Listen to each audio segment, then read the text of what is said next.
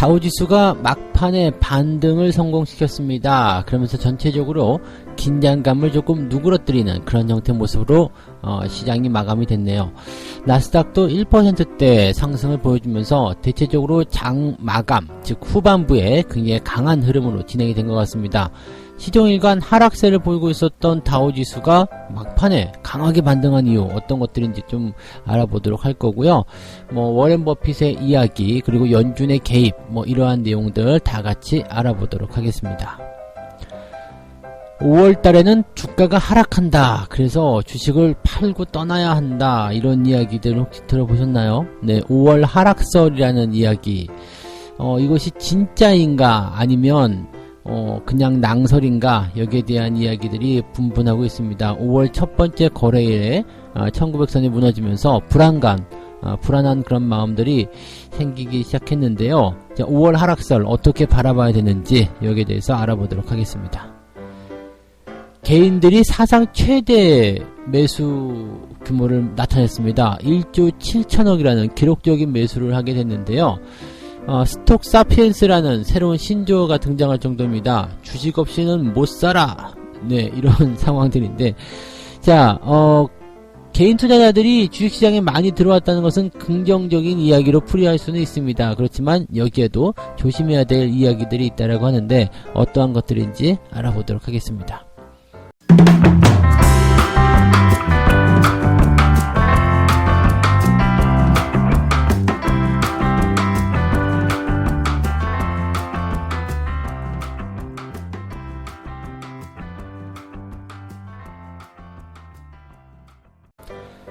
네, 반갑습니다. 오늘은 5월 5일 어린이날입니다. 네, 화요일, 네, 아침 방송이고요. 네, 오늘은 이제 주식에 대해서 걱정이 좀 많으실 수도 있고 또 고민이 좀 되실 수도 있겠습니다만 그래도 아이들에게 짜증을 내거나 화를 내거나 그런 것보다는 조금 더 다른 날보다는 더 많이 사랑스러워해주는 그런 날이었으면 좋겠습니다. 선물도 조금 사주시고요. 네, 요즘에 상황이니만큼 바깥 활동이라든지 또는 집단 활동 이런 것들 잘 못해서 아이들이 굉장히 좀 많이 활발적이지 못한 그런 부분이 좀 있잖아요. 그래서 오늘만큼은 좀 그래도 가족 단위로 가까운 공원이라도 나가서 산책을 좀 한다든지 대단한 걸 하기는 좀 어렵잖아요. 그래서 산책을 한다든지 이야기를 좀 많이 해본다든지 그런 시간들을 좀 가지시는 것도 좋을 것 같다 생각이 듭니다. 자, 그렇지만 주식 시황은 우리가 봐야 되겠죠. 네, 주식 시황을 전해드릴 테니까 요걸 가지고 들으시고 그 다음에 어쨌든 휴일이기 때문에 우리가 어떻게 대응해야 될 부분은 없으실 거예요. 그래서 그냥 편안하게 듣고 편안하게 시장을 좀 넘겨보자 이런 의미로 오늘 시황을 접근하시면 좋겠습니다.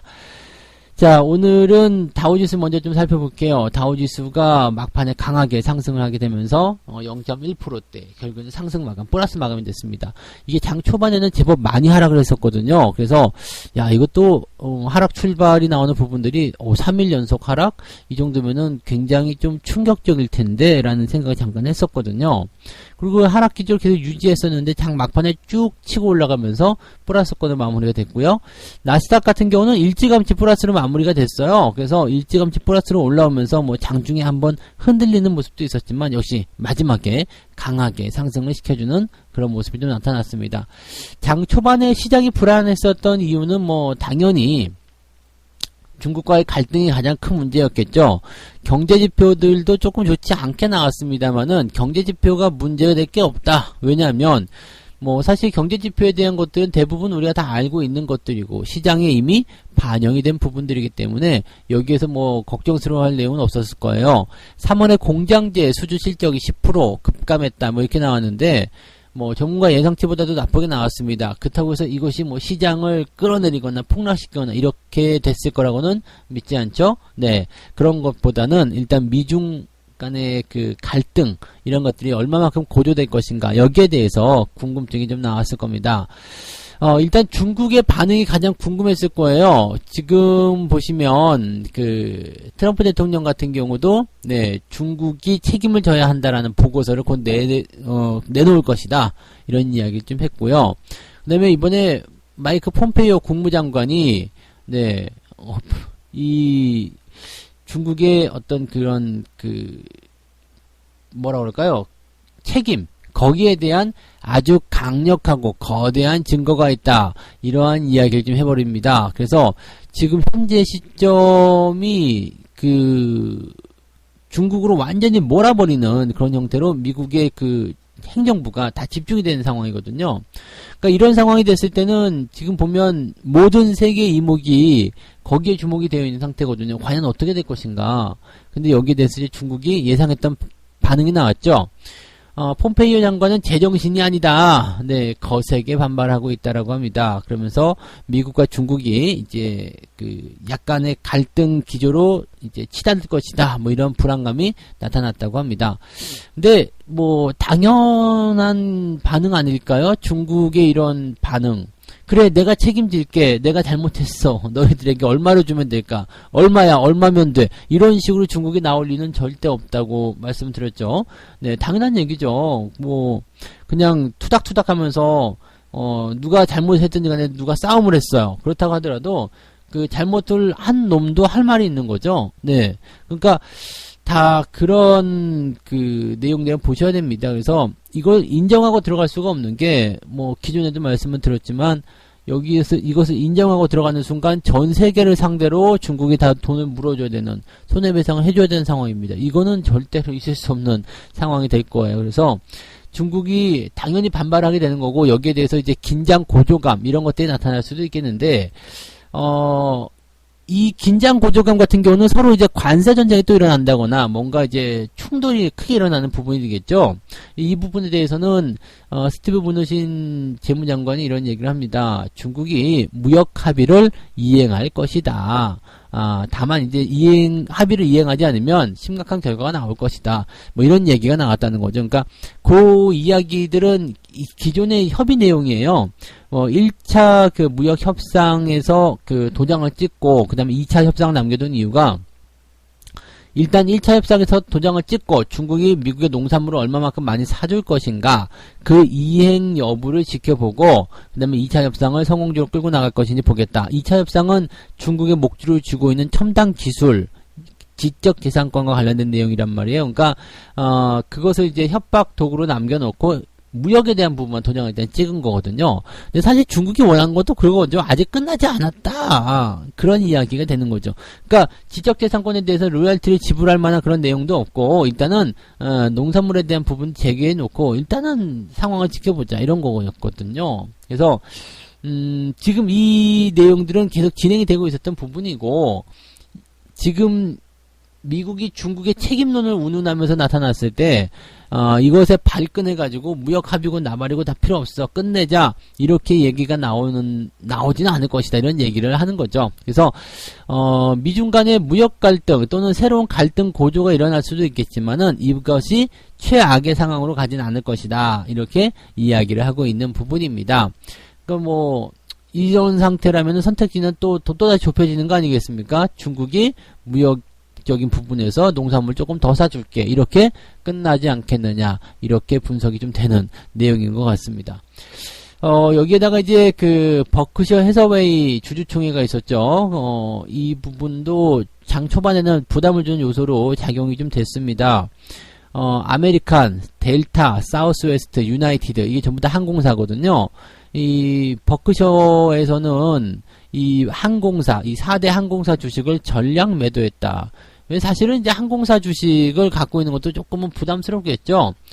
물론 이제 상황이 점점 좋아질 것이다 라고 분석이 될 수도 있겠습니다만은, 당장 가지고 있는 자체가 뭐 실적이 뚝뚝 떨어지고 있는데 여기서 부담을 안 느낀다면 그것도 이상하겠죠. 그래서 투자자의 어떤 입장에서 본다면 매도를 하는 것도 나쁘지 않았을 겁니다. 그러면서 이제 1,370억 달러의 현금을 보유를 하게 됐는데, 이것을 제대로 집행하지 않은 이유는 뭐냐 그랬더니 워렌 버핏이 이런 얘기를 합니다. 지금은 그렇게 매력적인 것을 보지 못했다. 근데 이것도 사실은 말이 조금 다른 게요. 워렌 버핏은 지금 최근에 언론에 나와가지고 주가가 하락하기 전에도 계속 그 얘기 했거든요. 미국 시장에 지금 투자해야 된다. 이만큼 매력적인 게 없다. 지금이라도 사야 한다. 계속 사야 한다. 나는 계속 늘려갈 것이다. 이런 얘기를 했단 말이에요. 근데 실제로는 매수를 안 하고 있다라는 이야기가 되는 거 아닙니까? 그래서 주가가 어떻게 보면 더 하락할 수도 있다. 더 빠진 시점, 더 저가에 나는 매수하려한다. 네, 니들은 먼저 매수해라. 이런 식의 내용인가 싶기도 하고요. 그래서 워렌 버핏도 이렇게 하나? 네, 이런 생각을 잠깐 좀 해보는 그런 좀 아리송하다? 네, 그런 내용이 아니었을까 생각이 좀 들어봅니다. 자, 이제 장 막판에 조금 주가를 끌어올린 이유들은요, 기술주들이 좀 올라왔죠. 지금 뭐 마이크로소프트라든지 또는 넷플릭스 이런 주요 기술주 기업들이 강하게 좀 상승세를 좀 보였습니다. 그러면서 이 기업들이 상승하게 되면서 나스닥이 올라가고 시장 분위기 좀 개선시켰고요. 뭐 배경 중에 또 하나를 더 한다라면 연준의 회사채 시장 지원이 본격화될 것이라는 얘기가 있죠. 연준이 이제 시장에 개입을 하게 되면서 회사채 매입을 해주겠다라는 얘기가 된 건데, 이번 달 초부터 세컨더리 마켓 기업 신용기구, 이건 뭐 SMCCF라는 뭐 특수기구라고 봐야 되겠는데요. 이것을 통해서 회사채 상장지수 펀드 매입이 시작될 것이다. 이거는 얼마나 좋은 소식이냐면요. 그 회사채를 매입한다는 것은 이제 직접적으로 돈을 풀어주는 것보다도 더 강력한 효과입니다. 회사에게 직접적으로 컨택이 들어가가지고요. 그 회사의 돈줄을 풀어주겠다는 얘기가 되는 겁니다. 즉 시장에 돈을 풀어서 자정적인 작용을 통해서 이 기업들의 숨통이 트이는 것이 아니라 직접적으로 그 회사에다가 타겟팅을 하는 거죠. 그래서 링게를 바로 갖다 꽂겠다. 네, 그 얘기가 되는 겁니다. 그러니까 뭐라 그럴까, 그냥 맛있는 보양식을 먹고 뭐 이불 덮고 누워서 푹 쉬는 거, 그것은 이제 그 시장에 돈을 풀어주는 거였다면 그냥 바로 혈관에다가 주사를 놔주는, 네, 이런 치료제를 놔주는 그런 부분들이 바로 지금과 같은 내용이라고 보시면 되겠습니다. 그래서 기업들의 어떤 상황이 조금 더 개선될 수 있지 않겠는가, 이런 식의 기대감이 생겼다고 보시면 되겠습니다. 자, 시장 전반적인 해석은 이렇고요. 전체적인 평가로 본다라면, 네, 이 가장 큰 악재로 봐야 되는 것이 미중 갈등인데, 이것이 전면전으로 번지진 않을 것 같다는 느낌이 계속 들고 있죠. 그래서 당장 시장에 대한 걱정은 크게 하지 않아도 좋지 않을까, 이 생각을 좀 해봅니다. 그래서 조금은 마음을 가볍게 가져가시는 것이 유리할 것 같다 생각이 좀 듭니다. 참고하셨으면 좋겠고요. 자, 두 번째 이야기 가도록 하겠습니다. 5월의 하락설. 네, 5월에는 주가가 많이 하락할 것이다. 봐라, 1900선 무너지지 않았냐. 첫 번째 개장일인데 52포인트나 떨어졌다. 그동안 많이 올라온 게 이상한 거다. 뭐 등등등, 경제지표도 나빠질 것이다. 뭐 여러가지 이야기들이 나왔습니다. 그래서 증시가 5월에는 하락할 것이다, 이런 얘기를 하고 있는데, 갑자기 이제 제가 증시 격언이 하나 생각났어요. 주식 투자를 할 때 가장 위험한 시기가 언제냐면 5월, 4월, 그리고 12월. 네, 이렇게 그 세 개의 월이 가장 위험하다. 그리고 추가적으로 위험한 날짜는 1월과 2월, 6월, 7월, 8월, 9월, 10월, 11월이다. 네, 주식 투자할 때 위험하지 않은 날이 없다는 얘기예요. 네. 어느 한 날짜를 콕 집어가지고, 아유, 이때는 위험해, 주식 투자하면 안 돼, 아우, 저 때는 뭐 잘 돼, 이거 다 말이 안 되는 이야기입니다. 그거 날짜 딱딱 맞춰서 하게 되면요, 다 같이 부자 되고 다 같이 위험을 회피하게 되는데 말이 안 되는 이야기죠. 근데 이제 5월 달에 일반적으로 주가가 좀 하락하는 이유가 있다. 왜 그러냐면, 이제 금융투자업계에서는 이제 셀린 메이, 즉 5월에는 매도해야 한다, 이런 얘기를 하고 있는 모습인데요. 왜냐면 이제 연초에는 이제 보통 이 기대감이 좀 있잖아요. 그러니까 연초에는 뭐 그 헬스장 같은 데도 사람이 북적북적거리고 뭐 난리가 아니거든요. 운동 한번 해볼까 그러다가 이제 보통은 한 달을 못 넘어가죠. 네, 한 달을 못 넘어가고 대부분 이제 마음가짐들이 그래요. 지금 5월이 됐는데 여러분들 생각해 보세요. 내가 1월 달에 이번 연도는 꼭 해야 되겠다고 마음먹은 그 계획이 있으셨나요? 그 계획을 얼마만큼 잘 진행하고 계시나요? 네. 그게 정말로 일어나는 일이거든요. 주식에서도 마찬가지죠. 그러니까 연초에는 뭐 예산안이라든지 뭐 기대감이라든지 올해는 정말로 공부 열심히 해서 뭘 해봐야 되겠다든지 여러 가지가 나왔겠습니다만 이런 것들에 대한 기대감이 사라지기 시작하면서 5월에는 증시가 대체적으로 하락을 하더라. 네, 그런 현상들이죠. 지금 그런 부분들이 일단은 뭐 시장에 부담을 줄 것이다라고 좀 예상을 해볼 수 있는 것은 일반적인 내용인데 지금은 일반적인 상황은 또 아니라고 봐야 되거든요. 왜냐면 그동안 1월부터 4월까지 증시가 계속 올라갔던 것이 아니에요. 우리 증시가 전체적으로 이제 이런 불안한 시장의 상황을 통해 가지고 급락세를 좀 보였단 말이죠. 이게 급락세를 보이게 되면서 어떻게 변했냐면 상황 자체가 미리 하락한 모습이 또 나타났어요. 그러면서 악재가 미리 선 반영되고 또 굉장히 많은 폭의 하락을 보이면서 거기에서 좀 패닉도 같이 왔었고요. 그러다 보니까 5월의 하락설이 아니라 5월에는 회복설이 나타내는 건 아니냐 이런 생각도 좀 해볼 수가 있겠죠. 지금 뭐 유럽 지역에서는 이미 경제 봉쇄에 대한 부분들이 해제가 되고 있는 내용이기도 하고 미국도 이제 이번 달이 정점이죠. 이번 달이 이제 경제활동이 재개가 될 것이다 라는 전망들이 다 나타나고 있기 때문에 이번 달에 집중된 이런 내용들이 긍정적으로 계속해서 발전이 될 것이다 라고 보여지는 부분입니다. 그래서 물론 단기적으로 상승세를 좀 많이 보였다는 것, 거기에 대한 어떤 피로감, 부담감은 좀 분명히 있을 겁니다. 그리고 경제지표도 안 좋고 뭐 상황도 안 좋은데 증시가 계속 올라가는 게 이상하지 않냐 이렇게 분석하는 것도 맞는 이야기입니다. 하지만 증시라는 것은 일단 선 반영된다는 것을 다시 한번 우리가 떠올려 본다라면 당연한 얘기겠죠. 뭐 경제지표 나쁘게 나올 거야, 뭐가 안 좋을 거야 등등의 이야기들이 주가에 이미 반영됐을 거고 이제는 좋아질 거야 라는 부분들이 주가에 반영되어야 될 시기이다라고 보셔야 되는 거죠. 그래서 사실은 이제 5월 달에는 일반적인 상황에서는 매도, 좀 변동성 이런 것들이 나타나기 쉬웠지만 지금은 그러한 부분들이 미리 반영이 되었기 때문에 일반적인 상황으로 분석하기는 어려울 것이다 라고 생각하시면 되겠습니다. 그래서 보통은 이제 5월 달에 주가에 대한 포인트들이 좀 뭐 애매하다 이렇게 보실 수 있겠습니다만 이 차트를 좀 잠깐 보시면은요.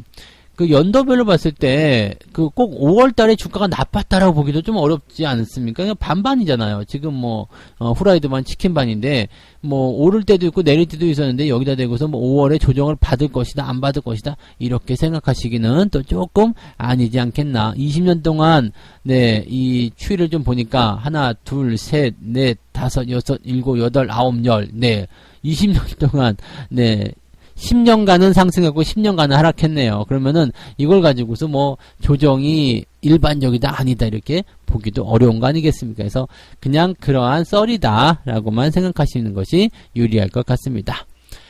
자, 세 번째 이야기 전달해 드릴게요. 개인들이 1조 7천억 원에 달하는 순매수를 진입을 했다. 하루 역대 최대치를 기록했습니다. 저도 사실은 어제 수급등을 보고 깜짝 놀란 게요. 외국인들이 9,500억을 순매도했단 말이에요. 그런데 이걸 그냥 다 때려잡았어요. 좀 빠졌어? 좀 니들이 팔아? 내가 다 사줄게. 와, 이 정도는 쉽지 않은 거거든요. 사실 개인 투자자들 같은 경우는요, 자금의 규모가 가장 큰 집단입니다. 아시죠? 시장을 아주 흔들어 버릴 수 있는 그런 정도입니다. 그래서 이번에 주가가 많이 하락했을 때도 동학개미의 힘이 그렇게 고스란히 전해진 것이다라고 보시면 되는 건데, 이렇게 뭉쳤을 땐 굉장히 강하거든요. 근데 개인들이 가지고 있는 치명적인 약점이 뭉친 상태로 오래가지 못한다는 겁니다. 왜냐면 서로 간에 이제 커뮤니티가 형성된 것도 아니고요. 또 이제 기관이나 외국인처럼 이제 집행 자금이라고 해서 덩어리로 이렇게 움직이는 것이 아니죠. 그냥 개개인들의 자금들이 뭉쳐가지고 매수다, 매도다 이런 것들이 전해지는 부분이거든요. 그렇기 때문에 자금력이 많더라도 막 흩어져 있으면 이것이 오합지졸 같은 부분이 좀 된다는 이야기죠. 지금까지 행태가 그래왔어요. 상승이냐 하락이냐 몰라서 갈팡질팡 막 하는 모습이 좀 있었는데 지금은 약간은 좀 다른 것 같아요. 왜냐면 방향성을 정해놓고 간다는 이야기죠. 자, 올라가는 쪽에 베팅입니까? 그럼 올라가는 쪽으로. 내려가는 쪽에 베팅입니까? 그럼 내려가는 쪽으로 오르락내리락 하면서 이 흐름을 정말 잘 타고 있는 것 같아요. 그래서 요즘에 이제 개인 투자자들이 어쩌면 이렇게 주식을 잘하는 것일까? 요즘에 최근에 보면은 레버리지를 매수하게 되면 주가가 올라가고 또 올라가면 바로 팔고 인버스로도 갈아타고 막 그러죠. 약간 단기성 포인트이긴 합니다만 그래도 지수의 어떤 흐름들 방향성을 잘 맞추고 있는 모습인 것 같아요. 왜 그런가 봤더니 공부를 많이 한다는 얘기예요. 공부를 많이 한다. 어떻게 공부했냐면 이제 그 유튜브를 많이 활용한다고 하더라고요. 유튜브. 지금 여러분들이 보시는 그런 것처럼 유튜브. 네. 아무래도 이제 그 대중들이 접할 수 있는 그런 매체가 조금 더 다양해짐에 따라서 그에 따른 공부의 기회가 넓어지지 않았나, 정보의 그런 규모가 더 커지지 않았나라고 생각이 좀 들기도 했고요. 그 다음에 이제 부동산에 대한 기대 수익률이 많이 낮아졌다는 것. 그래서 이 사람들이 이제는 부동산으로 수익을 내는 것이 아니라 주식이라는 것에 대해서 한번 생각해 봐야 되겠다. 이렇게 해서 공부를 또 하게 되는 사람들이 있다라고 보여지고 있네요. 그래서 지금 현재 시장 상황을 좀 보게 되면은 주가가 만약에 더 하락을 한다 그러면 지금 현금 들고 대기 중인 사람들 굉장히 많은 거 아시죠? 예탁금부터 시작해가지고요. 증시 대기 자금을 해가지고, 네, 중간에 이제 자금으로 묶여있는 것들이 굉장히 많습니다. 이게 주가가 내려가면 내려갈수록 더 많이 들어올 것이다라는 전망이 나타나고 있어요. 어떻게 본다라면은 지금 연기금이나 또는 이런 기관 쪽에서, 정부 쪽에서 해야 될 입장들을 개인들이 해주고 있는 모습이죠. 주가가 빠지는 것을 지금 방어해주겠다는 얘기죠. 그러니까 과거에는 외국인들이 팔아가지고 이렇게 흔들어 버리면 대체적으로 개인들이 겁을 먹고 많이 매도를 많이 쳤거든요. 그러면 밑바닥에서 주워 먹는 것들을 외국인이나 기관들이 많이 했었는데 이제는 뭐 어지간히 흔들어대고 어지간히 팔아가지고는 끄떡도 없는 상태고 오히려 더 올려버리니까 아마도 이제 매매 주체들도 조금씩 당황하고 있지 않을까 생각이 좀 듭니다. 최근에는 기관들의 포지션이 계속해서 틀리거든요. 그래서 기관들이 최근에는 오히려 방향성을 단타로 치다가 손해를 좀 보는 경우도 좀 있는 것 같은데, 이런 상황이 계속된다라면은 아마도, 네, 개인도 매수하는 상태에서 이 매매 주체들이 다시 매수를 전환될 수밖에 없는 상황들, 이런 것들이 나오지 않을까 생각되기도 합니다. 무엇보다도 중요한 것은 개인 투자자들의 이런 뭉침 현상이 계속되어야 된다는 얘기죠. 그래야지만이 시장이 상승세를 보일 수 있을 것이다 라고 말씀을 드릴 수가 있겠습니다. 근데 이제 사실 개인 투자자들이 이제 배신의 아이콘으로 많이 보잖아요. 조금 올라가고 한 20% 30% 정도 수익 나오면 일단 나 먼저 챙기고 볼게. 그동안 고마웠어. 이런 것들 많이 하기 때문에 네, 이게 조금 안타까운 것이긴 하죠. 근데 시장을 일단은 장기적 관점, 상승에 대한 먼 그림까지 그리게 된다면 중간에 팔지 않으셔도 된다는 거 꼭 명심하셔야 될 것 같고요. 최근에 개인 투자자들의 투자 패턴 중에 하나가 분산 투자, 장기 투자로 많이 들어왔다고 해요. 그래서 그런 것들이 조금은 더 기대감을 가질 수 있는 내용이 아니겠나 생각합니다. 외국인 기관 없어도 돼, 이씨. 네. 개인들이 이제 돈 많이 벌어서 시장을 활성화시키는데 주력한 요인이 됐으면 좋겠습니다. 그래서 우리 개인들 모두 힘내시기 바라고요. 여러분 모두가 개인 투자자잖아요. 저 역시도 개인 투자자고 우리 모두 힘내서 네, 시장을 꼭 이겨먹고 네, 수익을 많이 내시는 그런 좋은 결과들을 많이 좀 만들었으면 좋겠습니다. 자, 이렇게 해서 오늘 세 가지 이야기 전달해 드렸습니다. 나쁜 소식은 없는 것 같아요. 네, 미국 증시가 소폭이지만 상승 반전을 해서 마무리가 됐고요. 미중 무역 갈등에 대한 부분들이 다시 고조가 되고 있는 내용이긴 합니다만 이것이 전면적으로 갈 것 같지는 않다라는 그런 관점들이 우세하게 나타난 것 같습니다. 자, 그래서 특별하게 걱정하실 만한 내용은 없었다라고 말씀드릴 수 있겠고요. 5월의 하락설, 5월에는 부담스러운 일이 생길 것이다. 이런 이야기들에 대해서도 자료를 가만히 살펴보니까 20년 동안 자료를 보니까 10년은 상승하고 10년은 하락했다. 그렇다면 이것은 신뢰도가 전혀 없는 것이다 라고 생각하셔도 되겠습니다. 네, 그래서 그리고 이제 5월에는 일반적으로 하락하기 쉽다라는 전망들이 나오는 것에 대해서는 이미 반영되었다. 네, 그리고 이제는 상승 회복에 대한 기대감으로 주가가 상승을 해도 괜찮은 시기이다라고 이 얘기가 되고 있는 모습입니다. 참고하시고요. 마지막으로 이제 개인 투자자들이 1조 7천억이라는 어마어마한 그런 매수를 좀 했는데 매수의 양상이 그냥 무턱대고 들어오는 것이 아니라 공부를 하고 분산 투자 또 장기 투자 또 나름대로의 어떤 관점들을 가지고 들어오는 것이라서 현재 이 개인 투자자들의 행태는 과거와는 다르게 매우 스마트하다. 그래서 주가의 어떤 그 흐름을 충분히 주도할 수 있는 그런 자격이 주어지고 있다. 이렇게 얘기를 할 수가 있겠습니다. 그러니까 그 내용들도 우리가 같이 참고하시고 일단 큰 그림 그리는 연습들 계속 하다 보면 개인 투자자들이 돈을 많이 버는 그런 일들이 반드시 생길 것이다 라고 보시면 좋을 것 같습니다. 아시겠죠? 네. 자, 오늘도 책 한 곡지 읽고 마무리하도록 하겠습니다. 시장은 때로는 비합리적이고 적대적이면서 또 때로는 우호적이고도 조화롭다. 그리고 시장에는 좋은 날도 있고 굳은 날도 있으며 좋은 해와 굳은 해도 있다. 이 모두를 예측하기는 불가능할 것이다. 시장은 빠른 속도로 방향을 바꾸기 때문이다. 그러나 변화하는 시장에 효과적으로 대처함으로써 더 나은 결과를 얻을 수는 있을 것이다.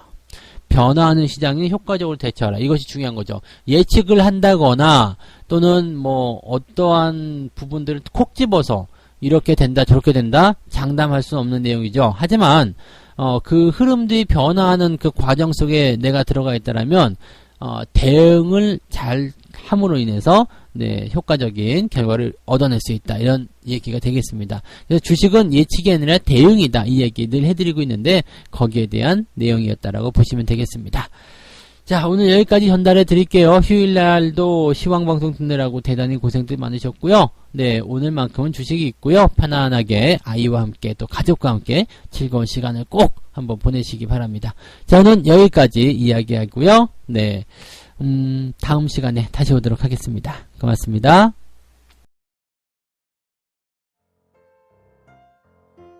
본 방송에서 제공되는 모든 정보는 투자 판단의 참고 자료이며 투자의 최종 책임은 본 방송을 이용하는 본인에게 있습니다.